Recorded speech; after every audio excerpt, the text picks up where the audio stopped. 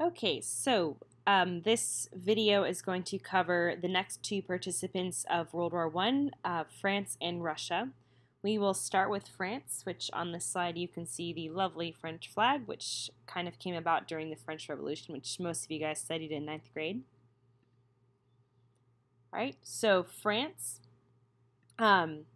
So one of the things with France is after their first revolution in 1789, over the next 100 years, they went through 4 different revolutions of people trying to take power.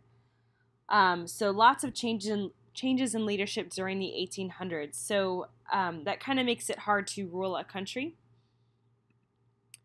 It was a republic led by a parliament and a prime minister, so pretty similar to Britain, where people could vote and choose a parliament, and then they also had a prime minister helping to make decisions.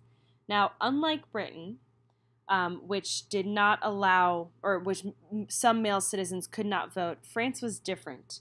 In about 1848, all male citizens achieved the right to vote. So at 1848, all men could vote regardless of their wealth. They also had 39 million people, which includes many of their colonies in Africa, Southeast Asia, and Haiti, which is in the Caribbean. Okay, so another thing with France is as a country, it has a lot more land than Britain. They had many small family farms, but they were also industrialized in the early 1900s. The businesses were smaller than England's, and only about 45% of people actually lived in the cities. There was thousands of peasants did move from the countryside to the cities to work in the factories, but there were still a lot of people out in the countryside. There are also a lot of political parties, so it was hard for one party to get a majority. And something else that kind of stands out about France in the start of the 1900s is that they were one of the most left-wing governments in Europe. There was a lot of support for workers and people. There was mandatory free education for all French children, including girls. They had a progressive income tax, which means higher rates of tax for higher earners. So the more money you make, the more taxes you would pay. The less money you make, the less taxes you would pay.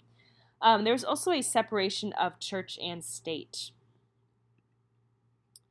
which kind of leads to the main internal conflict. So the biggest problem within France was the conflict between the government and the Catholic Church. And the government had actually nationalized religious buildings, so churches and cathedrals were part of the state. They were the property of the government. So that was causing some tension between the government and the Catholic Church. But their external issue, or their external conflict, was with Germany.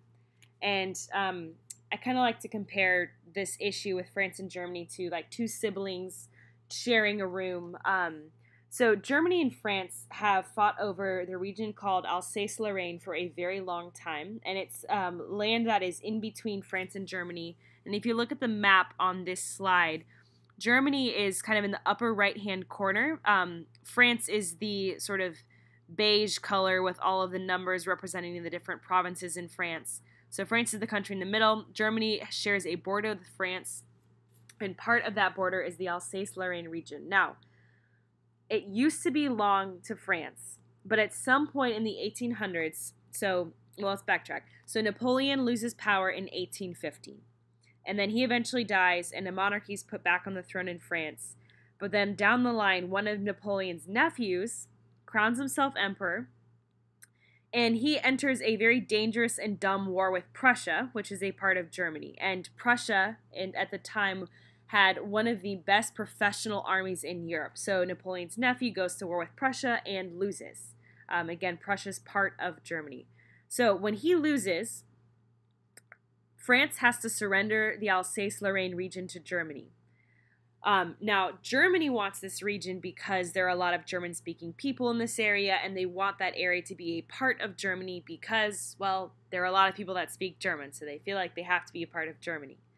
Now, the other part of this area is that there are a lot of resources, which make it a very attractive piece of land So basically, France and Germany are like siblings fighting over Alsace-Lorraine. The other thing France had going for them, they had a large worldwide empire. So Haiti in the Caribbean was a part of the French Empire, as well as a large chunk of the continent of Africa, some Southeast Asian territories. So they had a large worldwide empire, not quite as big as the British Empire, but it was still pretty impressive. So again, they had a lot going for them. They were pretty powerful, but their biggest beef was with Germany over the Alsace-Lorraine region. And moving on to Russia. So Russia's kind of a different kind of country. So at the turn of the century, it was an absolute monarchy run by a czar. So what that meant is that the Tsar of Russia had complete control of the country. And Russia is the biggest country in the world. It has the most land. It is the biggest country. And in the 1900s, the nobles still had feudal-type powers over the peasants. So if you think about it, the feudal system develops in the Middle Ages, like, like around 800 BC. So that is, well, I'm doing the math in the head, that's a long time before the 1900s. So the nobles still had feudal-type powers over the peasants. So there's still kind of this very structured society with classes. People could not move up and down. Life sucked for the peasants. And most people, again, most of them were peasants, were very, very, very poor, very ignorant. Education was not important, and they were very superstitious. And the nobles who were educated did not respect the peasants in Russia. And it's kind of extreme. So the nobles in Russia the nobles in Russia spoke French as their language, so they would have a harder time communicating with their own people than they would with the people of France.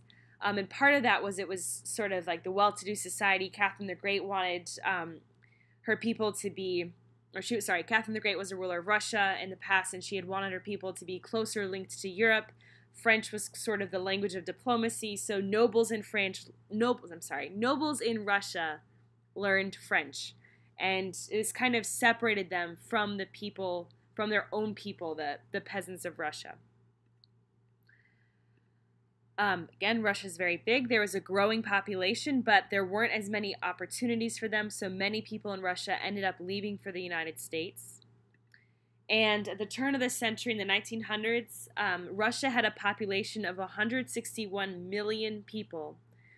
That's over 3 times the amount of people that Britain and France had on the eve of World War I. So again, lots and lots and lots of people, which is great when you're going to go to war and you need soldiers. But if you have to stop and think about paying them, caring for them, providing supplies, weapons, that's going to become a problem for Russia later on.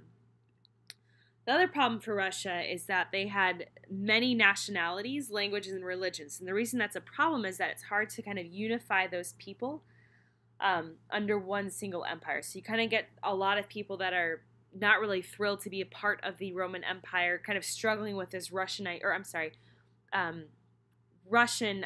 Russian Empire. Sorry, I was talking about the Roman Empire today with my 9th graders. All right, so again, many nationalities, languages, and religions makes it kind of hard for Russia to unify. And here we have a map. So this is kind of looking down at a globe. So that orange country is Russia. And between 1600 and 1900, Russia expanded its territory a lot. And part of their expansion brought them into conflict with Japan. And in 1904, Japan was able to defeat Russia in a war. This was very embarrassing for Russia. Earlier today in class, we talked about how, or I guess yesterday, we talked about how Europeans kind of saw themselves as superior to other races in the world. And when Japan defeated Russia, it was embarrassing because it was a European power losing to a non-white race. And it turned out to be very embarrassing for Russia. So now the other thing with Russia, their main goal is a warm water port. So, warm water means that the port is available year-round, regardless of the temperatures. Russia up to the north kind of looks like they have access to all of that ocean, but it's really mostly ice throughout the year. So they're kind of struggling to find a warm water port. That's their biggest priority on the eve of World War I. So that's something to kind of keep in mind. Their biggest priority is a warm water port.